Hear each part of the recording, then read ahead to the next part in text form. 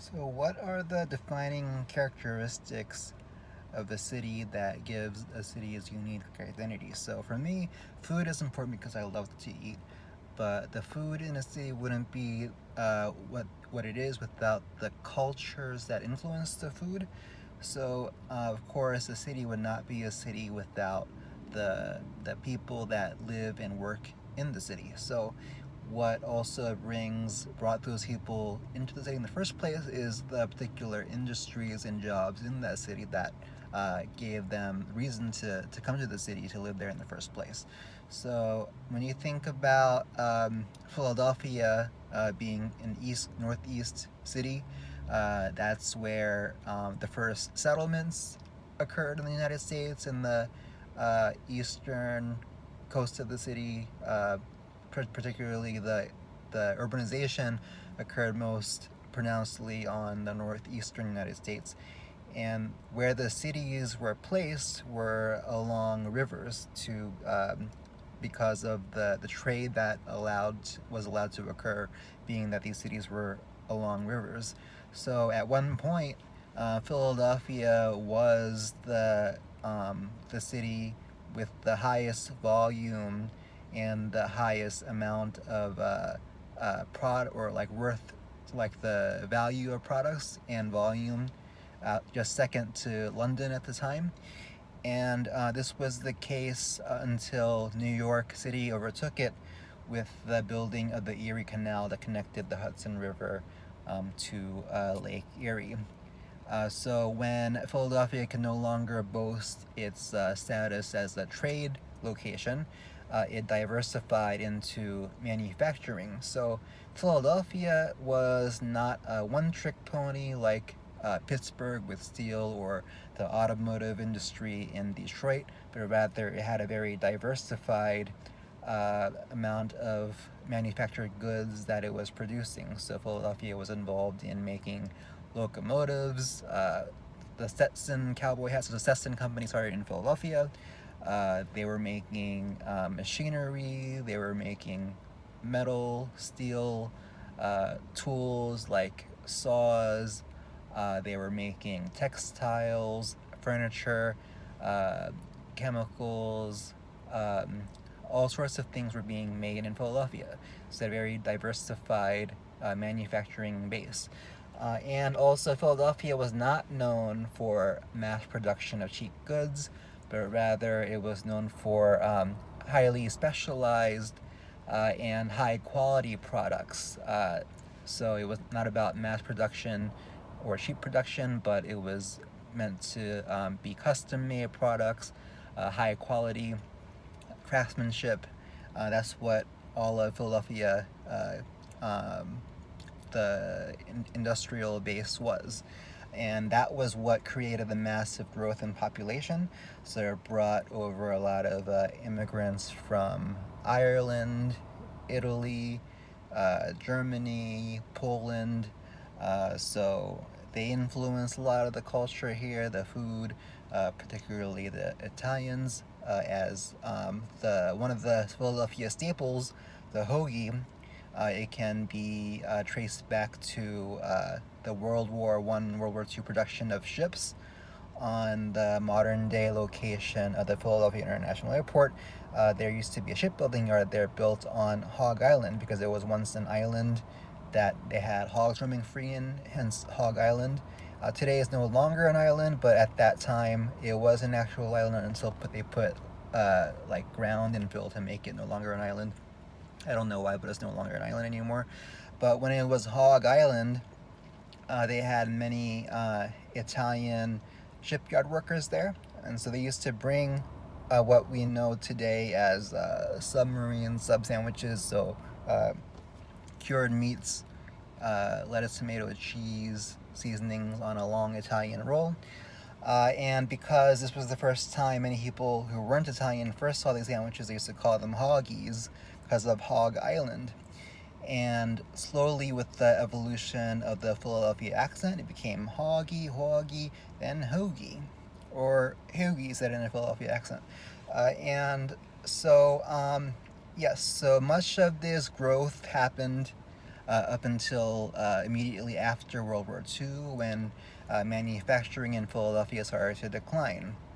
And along with the European immigrants, many African Americans were moving up to the Northeast and the Midwestern cities for the factory jobs. But unfortunately, as they were coming up uh, before the decline of manufacturing, they weren't allowed to get the best paying jobs because discrimination was not yet legal, and the Civil Rights Act did not pass until well into, or at least like a decade or so after the decline first started happening. But because the manufacturing base was so diversified, it didn't happen in Philadelphia like it did with Detroit, with uh, the, um, the destruction of the automobile industry. It caused a rapid decline, but in Philadelphia it was a slow decline. And with the slow decline, a lot of the people that had the money ended up moving out.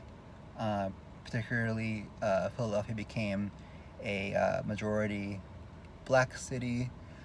Today it's about 40 some percent African American. So a lot of the people with more accumulated wealth started moving out of the city, who were majority white. And today, Philadelphia is one of the poorest. So Philadelphia is both a city and county. They say Philadelphia County, Philadelphia City. They share the same boundaries. The four richest counties in the state of Pennsylvania are the ones that surround the city of Philadelphia, while the city of Philadelphia itself is among the poorest counties in Pennsylvania. So that's no accident, because a lot of the wealth that's in the surrounding suburbs started in Philadelphia. And along with the African American migration into the city, there was also an influx of the Puerto Rican population. Philadelphia is also well represented by Puerto Ricans. The African Americans, they really influenced the Philadelphia soul sound, the music. So the Gamble and Huff music production company was in Philadelphia. They are responsible for the OJs. I think maybe Teddy Pendergrass might be associated with that, but they're also the production company that created the theme song for Soul Train. It was by the band The Sound of Philadelphia. So Philadelphia really influenced the soul music genre because of its African American population. Also, if you've never tried Puerto Rican food before, Philadelphia is a place where you can find Puerto Rican food. One of the well-known spots, they have two locations called Freddie and Tony's. I haven't tried it myself, but I've been wanting to try. There's two locations in the city, but they're kind of in more like gritty areas of the city, so I just wanted to, as a forewarning, but I think it's still worth a try. And also, Philadelphia, if you watch a lot of like the Philadelphia sports televised games, they always talk about Philadelphia being a working class city. So today the industry is no longer so much in manufacturing, but the dominant industries today is in healthcare, education, and social services. So Philadelphia is home to many universities like Temple, Drexel, University of Pennsylvania, or Penn as it's called, Thomas Jefferson University, which is, I think, primarily a medical school. And a lot of these university or education organizations are also associated with area hospitals. So Temple, Drexel, I think, yeah, Temple, Drexel, Penn all have hospitals associated with them. There's also the Children's Hospital of Philadelphia, CHOP. There's Einstein Hospital. So a lot of representation with higher education and healthcare represented in Philadelphia, the biggest industries. I think together they make up like over 30% of all the jobs in Philadelphia. But many of these people that work in these fields may not live in Philadelphia, so Philadelphia is the poorest among the 10 largest cities. It has the lowest median income and the highest poverty rate among the top largest cities. So there is some truth to the fact that it is a working class city. So they talk about that in like the Philadelphia Eagles games. The fans come in wearing hard hats. So it does have that working class identity. Gives it the gritty feel, I think, which I like. I like the older buildings and the remnants of industry that gives Philadelphia its gritty feel. Um, but and also talking about ethnic representation in Philadelphia. Philadelphia also has a large Southeast Asian community. In South Philadelphia, there's many Vietnamese residents, a lot of Vietnamese and pho restaurants, and also something unique about Philadelphia is that it is among, I think it's only behind maybe uh, Long Beach, California, and Lowell, Massachusetts, as among the cities with the highest percentage of Cambodian or Khmer residents. So there's Cambodian food that you can get in Philadelphia. There's a Southeast Asian market, so outdoor food vending during the warmer months. Cambodian, Vietnamese, Laotian food you can get at the FDR Park in South Philadelphia, Southeast Asian Market. You should check it out.